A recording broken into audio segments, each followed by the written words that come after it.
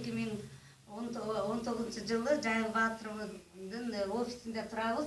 Менин жанымда турган жигит Жайыл Баатырдын урпагы Теке урусунан аты Жаныбек. Дайыма биздин иш-чараларга активдүү катышат.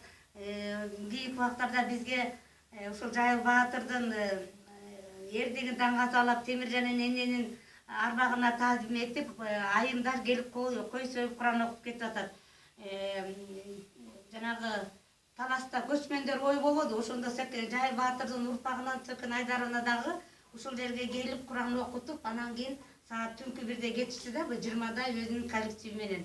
Андан кийин эле 2-октябрда Жайыл ата коомунун мүчөсү Сегизбаева Зуракан эже Намат байке үй бүлөсү менен келип кой союп ушул жерден Куран окутуп кеткен. Ошондо дагы мына Жаныбек дагы кой союп бул жерге иш-чарага жардам бергенсиң туурабы.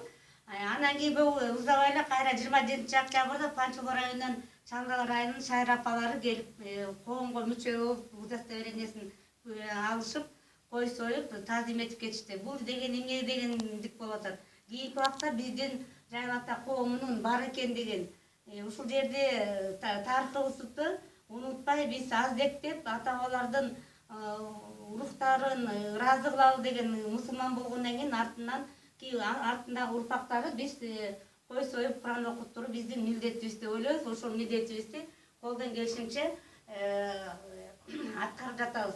Анан кыскача айтканда 27-октябрда сизге бериле турган грамота эле бүгүн деле улуу күн болуп атат. Жайыл ата коомунун эл аралык Темиржан энене аялдар канатынын грамотасы менен Жайыл Баатырдын Теке урусунун урпагы Байбасунов Жаныбек Жайыл ата коомунда кошкон салым үчүн жана иш-чараларга активдүү катышканы үчүн сыйланат.